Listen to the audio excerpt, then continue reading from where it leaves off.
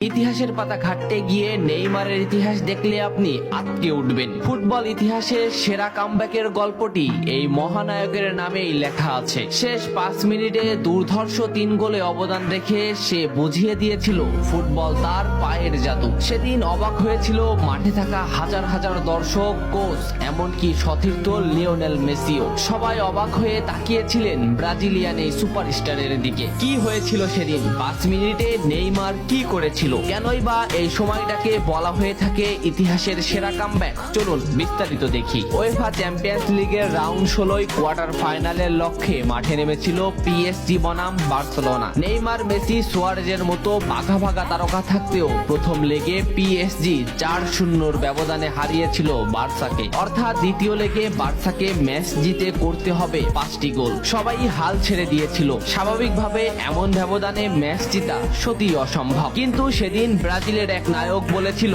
এটা সম্ভব, আমরা এটা করে দেখাবো। যেভাবেই হোক না কেন আমরা দলকে ম্যাচ জেতাতে চাই। 2017 সালের 8 মার্চ অনুষ্ঠিত হয় এই ম্যাচের দ্বিতীয় লেগ। ম্যাচের শুরু থেকে ক্ষিপ্ততা আর দক্ষতা দেখাতে শুরু করেন নেইমার। এই ম্যাচে যেন আবির্ভাব হয় কোনো এক নতুন নেইমারের। এই নেইমারকে তো কেউ চেনে না। ম্যাচের 3 মিনিটেই লুইস সুয়ারেজ পেয়ে যায় প্রথম গোলের দেখা। এরপর নেইমারের ক্ষিপ্ততায় একের পর এক আক্রমণ সাজাতে থাকে বার্সা। এদিন যেন নেইমারকে কোনোভাবেই আটকাতে পারছিল না পিএসজি। নেইমারকে আটকাতে একের পর এক ফাউলই বেছে নিয়েছিল তারা। ম্যাচের 40 মিনিটে লেভিনের আত্মঘাতিক গোলে বার্সা পায় দ্বিতীয় গোলের দেখা। ম্যাচের 50 মিনিটে ক্ষিপ্ত থাকা নেইমারকে ডি বক্সের ভিতর ফাউল করে ফেলে দেওয়া হয়। এতে বার্সা পেয়ে যায় পেনাল্টি। পেনাল্টিতে গোল করে দলকে এগিয়ে নেন লিওনেল মেসি। তবে যেমনটা ভাবছিলেন এই ম্যাচের গল্প ফুটবল বিধাতা তেমন ভাবে লেখেননি। 62 মিনিটে বার্সার কফিনে শেষ প্যারাটা পুড়ে দেন এডিনসন কাভানি। এতেই স্তব্ধ হয়ে যায় ক্যাম্প নু।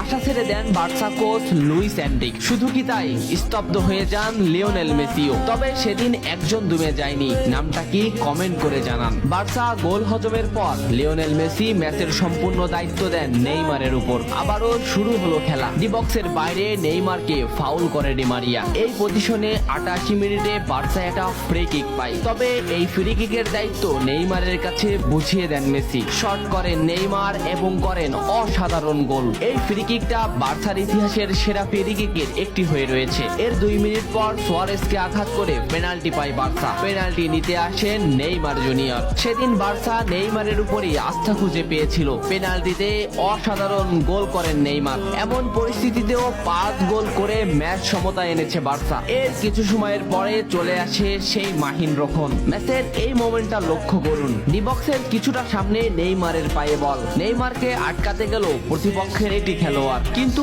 নেইমার শর্ট মোমেন্ট নিয়েও শট না করে বলটি সামনে আগালেন। এই মোমেন্টটা লক্ষ্য করুন। নেইমার একবার গোলের দিকে তাকালেন। এতেই সে বুঝে ফেলেছে কোথায় বলটি দিতে হবে। নেইমার শট নিলেন। আপনি সাধারণ চোখে এটাকে একটা শট দেখলেও এটা হলো সেই শট যা লিখেছিল ইতিহাসের সেরা কামব্যাকের অধ্যায়। নেইমার এমন ভাবে শটটি নিয়েছিলেন যাতে রবের্তো শুধু পা লাগিয়ে গোল করেছিলেন। শেষ 5 মিনিটে সেরা 3টি গোলে অবদান রেখে সেদিন ইতিহাসের সেরা কামব্যাকের নায়ক হয়েছিলেন ব্রাজিলিয়ান এই সুপারস্টার। সবাই যেখানে স্তব্ধ হয়ে গিয়েছিল নেইমার সেখান থেকেই শুরু করেছিলেন। নেইমার বুঝিয়ে দিয়েছিলেন নিজের দৌড়ত্ব।